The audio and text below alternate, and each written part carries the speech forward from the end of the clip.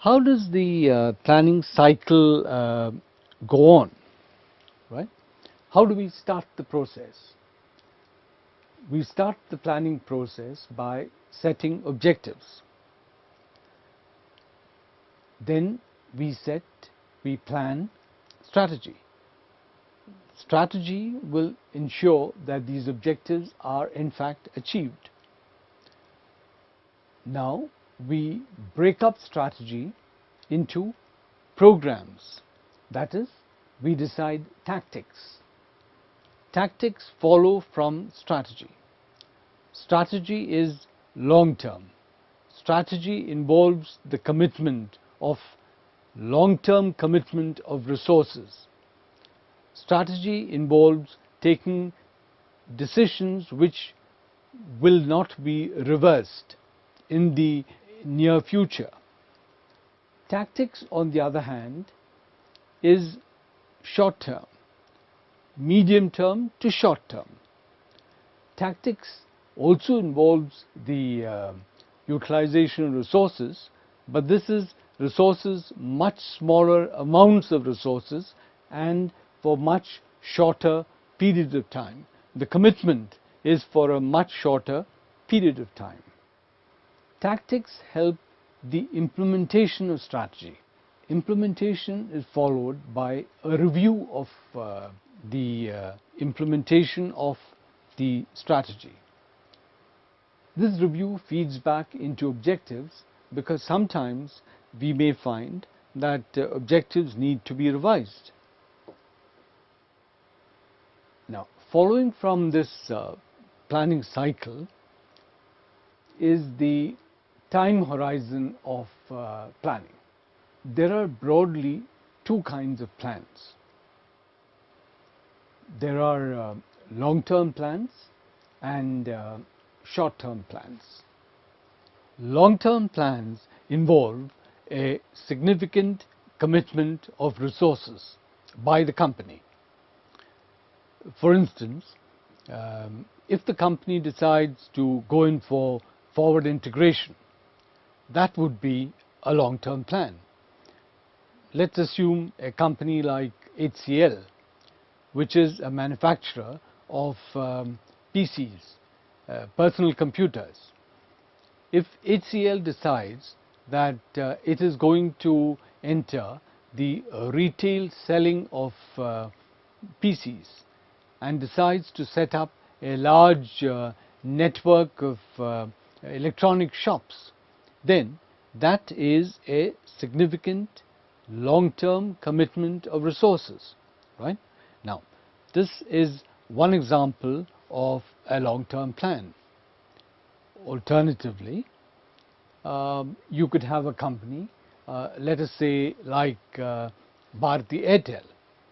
Now, Bharti Airtel has in the last 1 year moved into Africa in a big way. Now, Bharti may decide that it is in the interest of the company's strategic plans to promote the African market, it is in the interest of these plans to hire local talent. But it might find that in many African countries, adequate local talent is not available. So what does it do? It might get into the process of promoting courses of the type that it requires, promoting telecom courses, promoting courses in management at various institutions across Africa, at various institutions in different countries in Africa which require them. Now, this again is a commitment of resources. It's also a commitment of resources which is difficult to alter, because once you have decided on a plan like this, right, as part of your strategy, once you've decided on a long-term plan to promote institutions in Africa, or rather to support institutions in Africa which provide the right kind of or the appropriate kind of human resources, once you've decided on a plan like this, then it becomes very difficult to alter that decision, because based on that decision several other organizations make commitments, commitments of resources and commitments of time, commitments of personnel. Another aspect of long-term plans is that these take a significant period of time to mature, right? Now, long-term plans by their very nature do not see the result coming through unless a fairly long period of time passes by, during which various activities go on, various commitment of resources go on, and the result of this commitment of resources over a significant period of time is the result of the long-term plan. So, a long-term plan involves significant commitment of resources. It's difficult to alter the direction of a long-term plan, and it will take time to mature. That's long-term planning. Now, what about short-term plans, right? Now, short-term plans have a limited purpose. Indeed, sometimes the short-term plans may conflict with the objectives of the long-term plans. However, the company decides to go ahead with the short-term plan for a limited period of time for a specific purpose, right?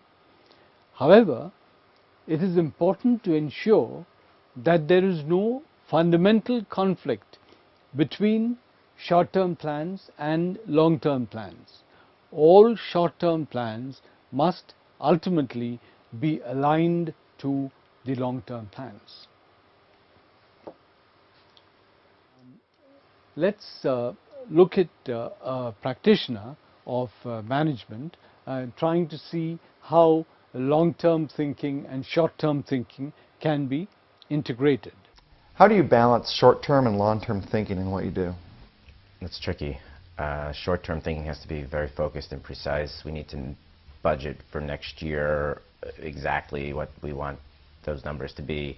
And when we talk about a 5-year plan, there's many more variables. We don't know where the economy will be, which will impact our revenue numbers, for example. So a 5-year plan is like a thought exercise to think about where we want the numbers to go and where we hope the numbers can go in the next 3 to 5 years, while a budget for next year is really precise. Mm-hmm. And for next year, we're going to decide how many teachers are we going to have in each field, in each subject. For 5 years from now, we're going to loosely speculate how many teachers and how many staff members we're going to have. So it's just it's a precision exercise versus a thought exercise.